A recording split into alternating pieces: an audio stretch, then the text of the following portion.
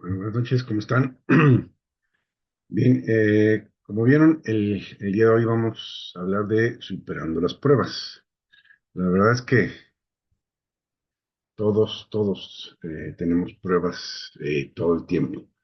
De hecho, en uno de los estudios bíblicos me decía una persona, a veces siento que como si Dios estuviera burlando de nosotros porque apenas vas saliendo de una y de repente viene la otra. Pero va a haber pruebas, pero la prueba no necesariamente tiene por qué traer tribulación. Ahorita lo vamos a respaldar con un versículo bíblico, pero muchas veces nosotros somos los que alargamos más la prueba o la hacemos más difícil con nuestras actitudes. Por ejemplo, no sé cuántos sabían, y está escrito, ahí está en la Biblia, el recorrido del pueblo de Israel por el desierto tenían que ser 40 días, pero por la desobediencia y las quejas constantes, esos 40 días se convirtieron en 40 años. De hecho, Dios les dice, les voy a dar por cada día de rebeldía, van a ser 40 por cada día de rebeldía va a ser un año, o sea, fueron 40 días y van a ser 40 años en el desierto. Entonces la prueba fue de 40 años. Y hay una historia, no me acuerdo quién me la contó, pero se me hace muy gráfica, sobre un muchacho que le gusta o le gustaba el alpinismo.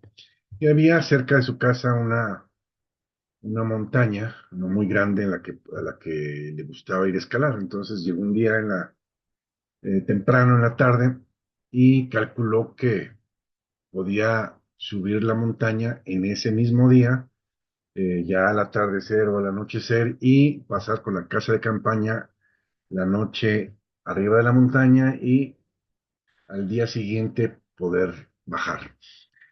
Bueno, resulta que a veces las cosas no salen como pensamos.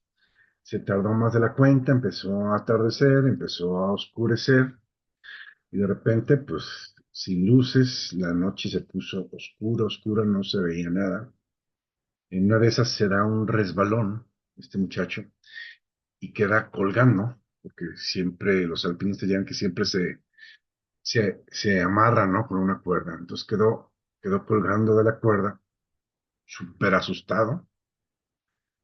Pensó, dijo, aquí me voy a morir.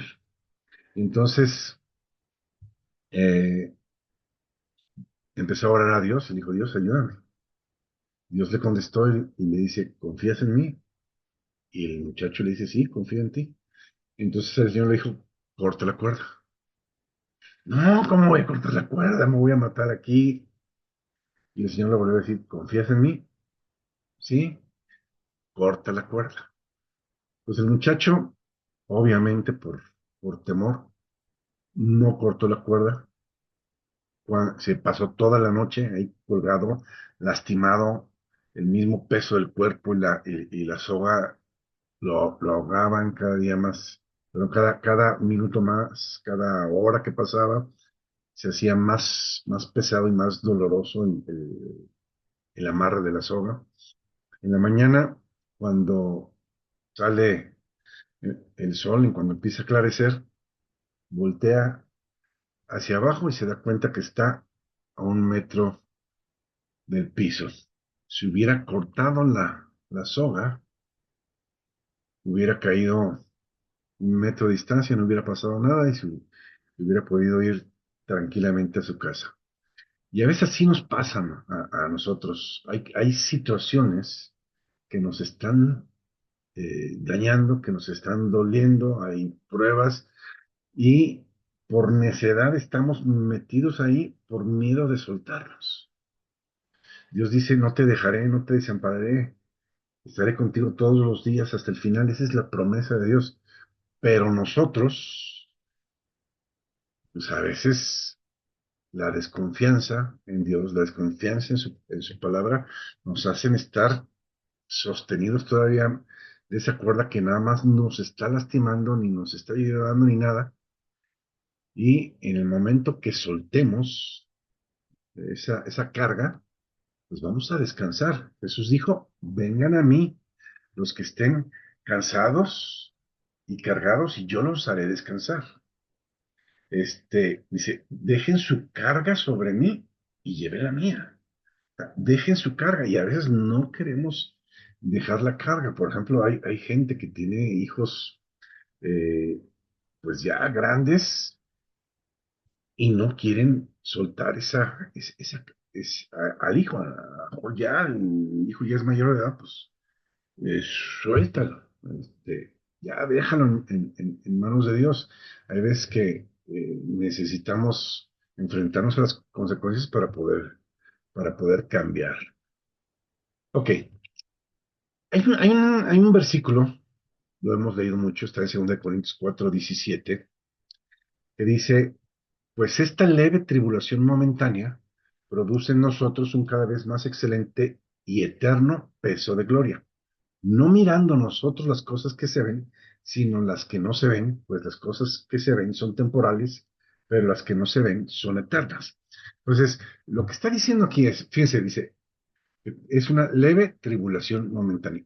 Obviamente, mientras estamos en el problema, ni nos parece ni leve ni momentáneo, pero realmente cuando confiamos en Dios, vemos que así es. ¿Cuántas veces nos ha pasado que estamos en un problema del cual pensamos que nunca vamos a salir y cuando sales, dices, ay, ya salí, ay, pensé que iba a durar más, o sea, no fue tan largo como yo esperaba. Entonces, Dios promete una leve tribulación momentánea. Esa es la promesa de Dios. Ahora, depende de nosotros tomar esa promesa de Dios, porque si no tomas la promesa de Dios, entonces la prueba no va a ser ni leve ni momentánea, la tribulación se va a alargar. ¿Sí? Y dice que la prueba es para producir en nosotros un excelente y eterno peso de gloria. ¿Sí? Cuando confiamos en Dios, a los que amamos a Dios, todas las cosas nos ayudan para bien. Y luego dice en el verso 18, no mirando las cosas que se ven, sino las que no se ven.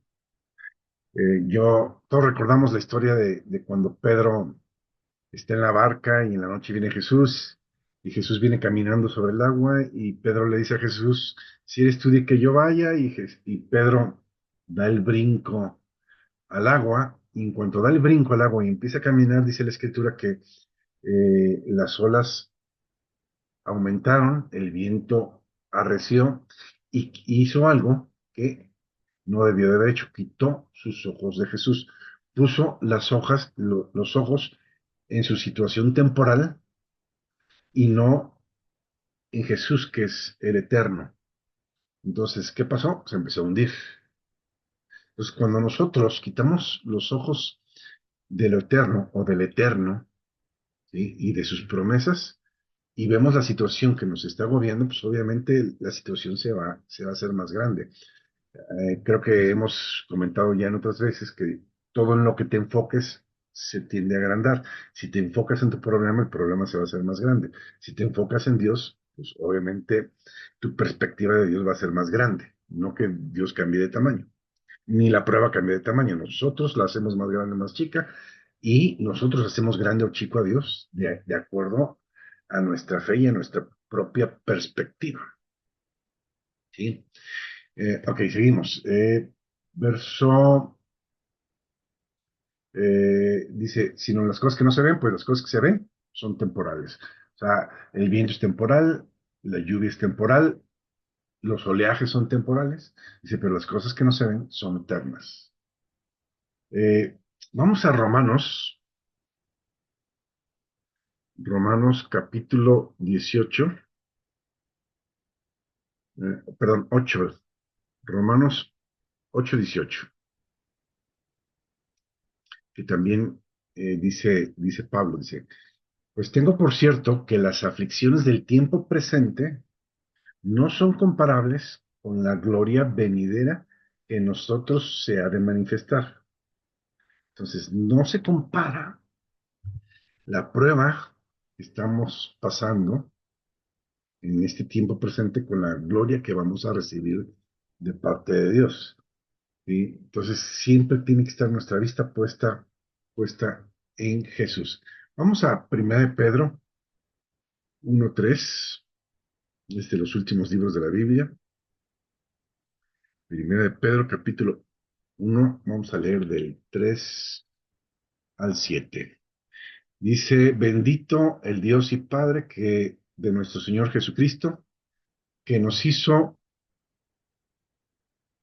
que según su gran misericordia nos hizo renacer para una esperanza viva por la resurrección de Jesucristo de los muertos, para una herencia incorruptible, incontaminable, incontaminada e inmarcesible, o sea que no se marchita, reservada en los cielos para nosotros, que somos guardados por el poder de Dios mediante la fe.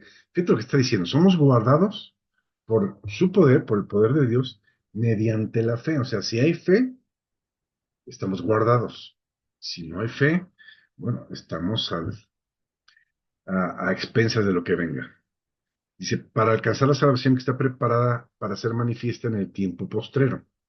Dice, en lo cual, verso 6, nos alegramos, aunque ahora, por un poco de tiempo, si es necesario, tengamos que ser afligidos en diversas pruebas. Fíjate lo que está diciendo. Dice, aunque ahora, por un poco tiempo, por un corto tiempo, si es necesario, tengamos que ser afligidos en diversas pruebas. Si es necesario, o sea, no vas a pasar por una prueba que no necesites. Si estás pasando por una prueba, es porque la necesitas, ¿sí? Porque la prueba va a producir algo en ti, algo que tú necesitas. Estaba hablando, algo de esto estábamos hablando en uno de los estudios, y precisamente les decía, por ejemplo, el rey David, antes de ser rey, era el más chico de sus hermanos y era el encargado de cuidar las ovejas de su padre. Entonces, yo no sé qué problemas podía tener o por qué problemas podía pasar eh, cuidando las ovejas de su padre. Pero un día Dios le dijo al profeta Samuel, ve y úngeme a uno de los hijos de Isaí. Y entonces, ya sabemos la historia, el ungido fue David. Imagínate qué debe haber sentido. Mm, en esa época, los hijos preferidos o consentidos siempre eran los mayores. El hijo del primogénito era el que se llevaba la doble porción. Y los últimos sí iban quedando como relegados. Entonces, de repente, Dios llama al hijo más pequeño, que es David, y le dice, y lo ungen en ese momento, lo ungen para que sea rey por Israel. Ya había un rey. Entonces, no es, hoy te unjo como rey y mañana ya ejerces. No. Además, tenía que ser preparado para ser rey. Y para ser el rey que Dios necesitaba para la nación, necesitaba que David tuviera un carácter formado. Y las pruebas forman carácter. ¿Sí? Pon a tu hijo, evítale todas las pruebas que puedas y vas a hacer de él un inútil, ¿verdad? No crea la resiliencia que se necesita para enfrentar este mundo. Entonces, yo les decía, los problemas de David empezaron el día que fue ungido como rey. Porque el día que fue ungido como rey, sí entró al palacio, no como rey, sino como criado del rey. Sí, sí. Entonces, era el escudero del rey, empezó por ahí. Y Dios lo fue acomodando.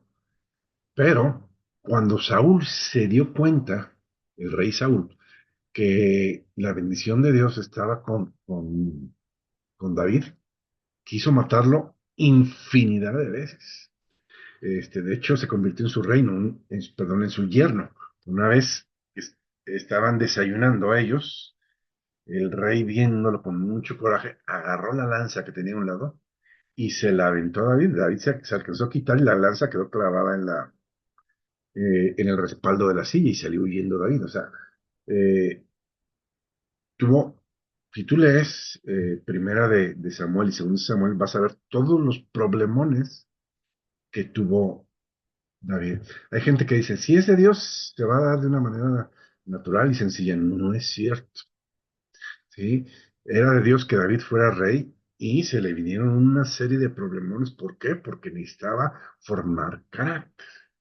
Cuando Dios le da a José el sueño de que iba a ser el patriarca, siendo que él no era el mayor de sus hermanos, ¿sí? No tenía la madurez para poder sobrellevar eso. Entonces lo venden, termina en la cárcel y una serie de problemas que, como te digo, le ayudan a formar el carácter que necesitaba para no nada más hacerse cargo de su familia, sino de la nación de Egipto cuando vino el tiempo de escasez y de crisis. Y salieron gracias a la madurez que José había adquirido. Iba a decir que tenía, como si algo que hubiera recibido nada más, porque sí, no, no, no. Esa madurez se adquiere, ¿sí? Y las pruebas nos ayudan a adquirir madurez.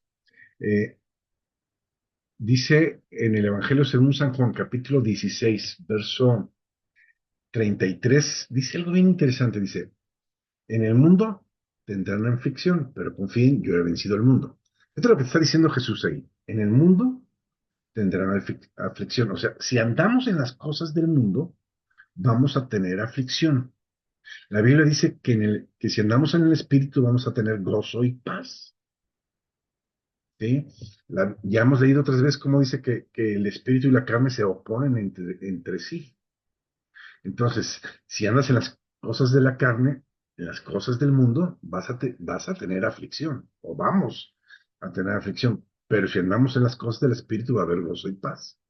Y yo quisiera saber quién anda en el espíritu todo el tiempo, o sea, en las cosas de Dios todo el tiempo, eh, haciendo las cosas como debe. De hecho, hay una cita muy interesante cuando Jesús les dice a sus discípulos, cuando hayan hecho lo que debieron hacer, digan, siervo inútil soy, porque hice lo que debí de haber hecho. Y yo me pregunto, ¿cuánta gente hace lo que debe de hacer? La verdad, muy poca, o casi nadie. Hace realmente al 100% lo que debe de hacer. Entonces, dice, cuando hagas lo que debiste de haber hecho, di, siervo inútil soy. Pues quiere decir que ni a inútiles llegamos porque no hacemos lo que realmente tenemos que hacer. ¿Sí? Oseas 4:6 dice que el mundo, perdón, dice que el pueblo perece por falta de conocimiento. Tenemos el conocimiento en la palabra. Si no nos metemos a conocer la palabra, entonces, pues, la dirección que vamos a tomar va a ser una dirección de muerte. En lugar de tomar el camino de vida. Yo soy el camino, la verdad y la vida, dijo Jesús. Entonces, en Jesús está la vida. ¿Sí? Ese es el camino que debemos de tomar. Quiero que leamos Isaías 54:16. Vamos un poquito atrás. Isaías, capítulo 54, verso 16. Es una cita muy conocida por nosotros y dice así, he aquí, yo hice al herrero que sopla las ascuas en el fuego y que saca la herramienta para su obra. Y yo he creado el destruidor para destruir. ¿Qué es lo que está diciendo? Eh, Dios hizo al herrero que sopla las ascuas en el fuego y que saca la herramienta para su obra. Y Dios creó el destruidor para destruir, es lo que está diciendo aquí, lo que estamos leyendo. Y luego verso 17, ninguna arma forjada contra ti prosperará y condenarás toda lengua que se levante contra ti en juicio. ¿Qué está diciendo? Nada de lo creado, y todo ha sido creado por Dios, contra ti va a prosperar. ¿Sí? Nada de lo creado. Y tú condenarás toda lengua que se levante contra ti en juicio. O sea, lo que tenemos que hacer, ¿sí? Es confiar en Dios sabiendo que nada de lo creado, y el diablo no se creó solo, es una creación, ¿sí? Nada de eso va a prosperar contra mí. Dice la Biblia, si Dios está conmigo, ¿quién contra mí? Obviamente, cuando tengo mi confianza en Dios, entonces tengo la protección de Dios. Confiar en Dios, confía en Dios y Él hará. El problema es que si no confío en Dios, si no estoy bajo la cobertura de Dios, entonces estoy expuesto a las vicisitudes de la vida. Necesitamos eh, seguir confiando en Dios. Fíjense, dice en 1 Pedro 5:8, dice, seamos sobrios y velemos, porque nuestro adversario, el diablo, anda como león rugiente buscando a quien devorar. Dice, sé sobrio. O sea, está despierto, es a lo que se refiere. Porque lo contrario de sobrio es ebrio, y la definición de ebrio es ciego por una pasión. O sea, cuando estás cegado por una pasión, no nada más el alcohol, no nada más las drogas, puede ser redes sociales, puede ser cualquier cosa que te nuble la visión, ¿sí? Eso es estar borracho, estar ebrio. Y, ¿sí? Es lo contrario de estar sobrios. Y Dios dice, seamos sobrios y velemos, estemos atentos. Dice, porque el adversario, el diablo, anda como león rugiente buscando a quien devorar. O sea, el diablo siempre está ahí presente, si no hay alguno de sus achichincles, esperando a que tú le abras una puerta. Si tú le abres la puerta, él va a entrar. Y aquí entra el diablo, dice en Juan 10:10, a robar, matar y destruir. Entonces, tú tienes que estar atento, ¿sí? Y sobrio. Dice también Pedro, creo que es, dice, someteos pues a Dios, resistid al diablo, o sea, resiste la tentación, ¿sí? Y el diablo huye de ti. Pero sométete primero a Dios. Si no nos sometemos a Dios, va a ser muy difícil que podamos resistir al diablo, resistir la tentación. Vamos a Lucas 17:1. Lucas 17, verso 1. Vamos a leer algunos versículos. Dijo Jesús a sus discípulos, imposible es que no vengan tropiezos. Imposible es que no haya problemas. A poca gente le gustan los problemas. Digo, yo no soy masoquista. No me gustan los problemas. Pero van a venir. Hay un predicador que se llama Randy Morrison, que es un predicador americano, un negrito, que dice, o estás en un problema, o estás saliendo del problema, o estás a punto de entrar en un problema. Estamos en cualquiera de esas tres situaciones. O estamos en el problema, o estamos a punto de salir del problema, o estamos a punto de entrar en un problema. ¿Por qué? Siempre son parte de la vida. Los problemas se van a acabar el día que colgamos los tenis. Hasta ese día sacamos los problemas. ¿Sí? En Mateo 18:7 no dice que es imposible que no vengan. También habla de esto mismo, pero usa otra palabra. Dice, necesario es que vengan. O sea, son necesarias las pruebas, son necesarios los problemas, porque es lo que nos ayuda a fortalecernos. ¿Sí? Yo sé que a veces decimos, no, mejor que me dejen así como estoy, no quiero ser más fuerte, ¿no? Hay gente que puede decir, yo así déjame, pero no, o sea, va a haber. No sé si vieron, hay un video muy bueno que alguien subió en Facebook o en las redes sociales, y me llamó mucho la atención porque pone el papá cinta, este, como Durex, eh, en el portal donde va la puerta está abierta, pero la dejó abierta y puso cinta y tiene dos bebés. Entonces un bebé, cuando se topa con la cinta, se pone a llorar porque no puede pasar. Y el otro bebé, casi, no sé si son gemelos, pero son casi de la misma edad, pasa, ve la cinta, se pasa por abajo, sale de la recámara y ya que salió, agarra la cinta y la quita para que pueda pasar su hermano. Y alguien puso ahí, ¿cuál de los dos eres tú? ¿Sí? Somos de los que nos quedamos llorando, viendo el problema, o son los que buscamos una solución al problema, como el otro día. Y además terminó ayudando al otro. Entonces siempre, siempre, siempre, siempre va a haber problemas. Romanos 5:35, esta sí también está bien interesante. Romanos 5, del 3 al 5, no 35, perdón.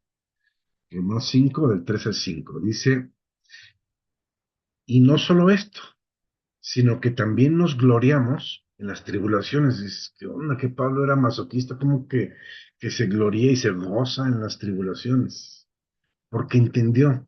Dice la Biblia de Jesús. Dice en Hebreos 12:2, dice que Jesús, con el gozo puesto delante de él, menospreció el sacrificio que iba a pasar. Porque el gozo no lo tenía en el sacrificio, no era masoquista, sino el gozo estaba en lo que iba a producir su sacrificio.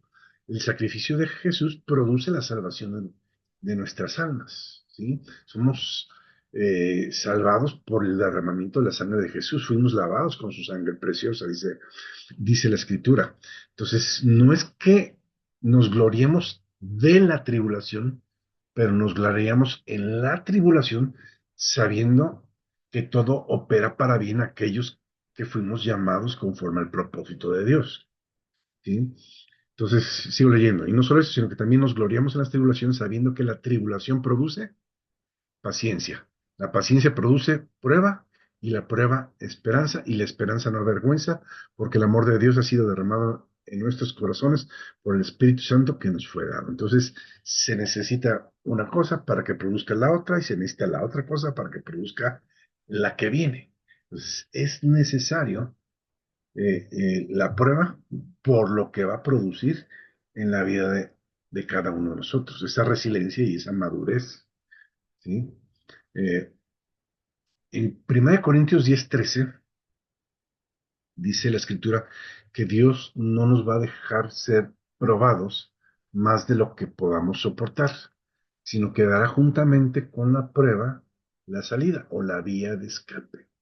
Entonces, fíjate lo que dice, Dios no te dejará ser probado más de lo que puedes soportar. Y esto Dios lo sabe, o sea, Dios sabe que puedes con eso. A veces nosotros decimos, ya no puedo con esto, ya no puedo con esto. Si lo estás pasando es porque puedes. Necesitas renovar tu entendimiento con la palabra. Sí, tú puedes. Por eso Dios te lo puso. O sea, no sé si se acuerdan en los capítulos de Mateo y Lucas, cuando Jesús, después de, en Lucas dice que después de haber recibido al Espíritu Santo, ¿se acuerdan que Jesús fue bautizado? Cuando es bautizado viene sobre él el Espíritu Santo. Y dice la Biblia que fue llevado por el Espíritu Santo, así dice, fue llevado por el Espíritu Santo para ser probado por el diablo. Entonces, el Espíritu Santo llevó a Jesús al desierto para que fuera probado por el diablo. ¿Ustedes creen que si Dios hubiera pensado que su Hijo Jesucristo no iba a poder con la prueba, lo iba a mandar ahí, lo mandó porque sabía que podía y demostró que podía, porque lo hizo. Entonces, de la misma manera como el Espíritu Santo llevó a Jesús para ser probado y pasó la prueba, de la misma manera vamos a pasar la prueba. Y tenemos que hacerlo de la misma manera de lo que hizo Jesús. Jesús, cada prueba que le vino, respondió con la palabra, declaró la palabra de Dios dice esto, la palabra de Dios dice esto, la palabra de Dios dice esto. Y en cada área en la que fue tentado, vio la victoria. ¿Por qué? Porque se apoyó en la palabra de Dios, porque la palabra de Dios es viva y es eficaz. O sea, la palabra de Dios funciona, está viva, ahí está para ti, para que la uses, porque es eficaz. ¿Sí? Bien, vamos a leer Jueces 2 del 16 al 3, del 6 al 13, eh, libro de Jueces, capítulo 2 verso 6. Dice, porque ya Josué había despedido al pueblo y los hijos de Israel se habían ido cada uno a su heredad para poseerla. Cuando toman la tierra, Dios les da la tierra a cada uno y entonces cada uno se va a su tierra. Verso 7. Y el pueblo había servido al Señor todo el tiempo que vivió Josué y todo el tiempo que los ancianos que sobrevivieron a Josué, los cuales habían visto todas las grandes obras del Señor que él había hecho por Israel. Dice, pero murió Josué, hijo de Nun, siervo del Señor, siendo de 110 años, y lo sepultaron en su heredad en Timán Será, en el monte de Efraín, al norte de Gaz. Y toda aquella generación también fue reunida con sus padres. O sea, murió Josué y murió toda la generación que había visto las maravillas de Dios. Y se levantó después de ellos otra generación que no conocía al Señor ni la obra que él había hecho por Israel. Verso 11. Después los hijos de Israel hicieron lo malo ante los ojos de Jehová y sirvieron a los Baales. Dejaron al Señor, el Dios de sus padres, que los había sacado de la tierra de Egipto, y se fueron tras otros dioses, dioses de los pueblos que estaban a sus alrededores, los cuales adoraron y provocaron a ira al Señor, y dejaron al Señor y adoraron a Baal y hasta y se encendió contra Israel el furor de Jehová, el cual los entregó en manos de sus robadores, que los despojaron y los vendió en manos de sus enemigos de alrededor, y no pudieron ya hacer frente a sus enemigos. Y fíjate lo que está diciendo. Dice, este pueblo, dice, hicieron lo malo delante de Dios. Según la Biblia, ¿qué es hacer lo malo delante de Dios? Dejaron al Señor su Dios y se fueron tras otros dioses. Entonces, ¿qué pasó? Se alejan de la cobertura de Dios y son presa fácil de sus enemigos. En la actualidad, ¿cuáles son mis enemigos? Pobreza, tristeza, depresión.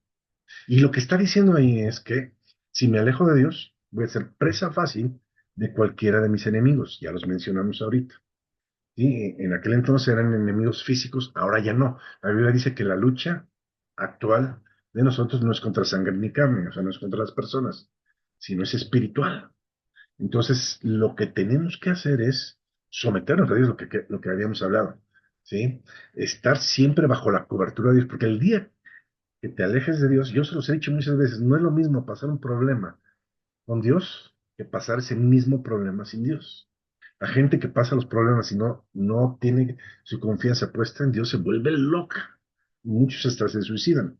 Nosotros sabemos que es una leve tribulación momentánea, lo que acabamos de oír, y sabemos que va a producir algo en nosotros, y sabemos que esta tribulación tiene un tiempo pasajero corto y vamos a salir victoriosos, porque en Cristo vamos de victoria en victoria y de triunfo en triunfo. No está ahí nada más, porque, como decía aquella persona, Dios quiere jugar con nosotros, ¿no? O porque Dios le gusta vernos cómo sufrir. No, no, no, no. Es parte de la madurez. Jesús nos puso el ejemplo. Dice la escritura en Isaías 55, varón de dolores experimentado en quebranto. O sea, a Jesús le pasó de todo. Fue torturado, fue todo lo que le pudo haber pasado a un hombre, lo pasó Jesús. ¿Sí? Era necesario. ¿Sí? Y ahora tenemos la victoria en Cristo Jesús. Fíjense lo que dice. eh, Puse esto yo. La preocupación es falta de fe. Dios dijo, yo nunca te dejaré. Y entonces, si estamos preocupados, es porque no estamos confiando en que Dios nos va a sacar de ahí. ¿Sí? Eh, la preocupación dice, estoy completamente solo. Dios promete todas las cosas que operan para bien de aquellos que aman a Dios y fueron llamados según su propósito. La preocupación te dice, no pienso que esto sea bueno de ninguna manera. Dios te dice, puedo hacer todas las cosas por medio de Jesucristo que me fortalece. La preocupación te dice, no puedo llegar hasta el fin de esto, pero Dios dice que vas a salir. Estás en el hueco de su mano. Estamos en el hueco de su mano de Dios. ¿Sí? Entonces, lo que pasamos, todo lo que pasamos es por algo, lo acabamos de leer, y somos, dice, pasamos por diversas pruebas, dice, si es necesario. Entonces, estamos pasando por una prueba que es necesaria para nuestra edificación. ¿Sí? Entonces, siempre va a haber problemas. Estaba viendo yo el otro día una persona que le gusta hacer como entrevistas rápidas en la calle, se va a lugares a zonas económicas de alto nivel y cuando vea a alguien de un carrazo salir, lo entrevista así rápido. Entonces de repente llega un carro en perdón, una persona en un Maserati y se le deja ir y le dice, oye, ¿te puedo hacer una entrevista? No, no, tengo mucha prisa, rápido, rápido. Oye, ¿ese carro es tuyo? Sí. ¿A qué te dedicas? Rápido, rápido. Mira, estoy haciendo una entrevista para esto y esto. Casi siempre acceden. Bueno, o los que acceden son los que graban. Sí. Y ya dice, sí, el carro es mío, soy empresario, tengo esta empresa. Y luego le pregunta, ¿y tú has fracasado alguna vez? Y el cuate se muere de la risa, porque si ves los videos de este cuate con diferentes personas, todo el mundo le dice lo mismo. Sí, claro que he fracasado y me he quedado hasta sin un centavo. Entonces, hay un estudio, la gente que más ha fracasado es la gente que está más arriba. O sea, la gente que ha logrado más es la que más fracasos tiene, porque nosotros vemos el fracaso como una derrota, pero el fracaso es un aprendizaje que nos da la vida. Entonces, solo hay un verdadero fracaso cuando no aprendes eh, de la caída o de la situación. Si tú aprendes de la caída de la situación, vas para adelante. A los que amamos a Dios, todas las cosas cooperan para bien, lo que acabamos de leer. Todas las cosas nos ayudan para bien a los que le amamos. Por ahí alguien decía, a veces se gana y a veces se pierde. Y un empresario dijo, no, a veces se gana y a veces se aprende. Entonces, nunca hay pérdida cuando sabes sacarle provecho a la prueba y a la situación. Que la prueba sea un escalón para subir adelante y no algo que te impida seguir avanzando. Bueno, aquí le paramos. Gracias por haberse conectado. Yo los bendigo en el nombre poderoso de Cristo Jesús y declaro en el nombre de Jesús que esta palabra se toca, cambia sus vidas en el nombre poderoso de Cristo Jesús.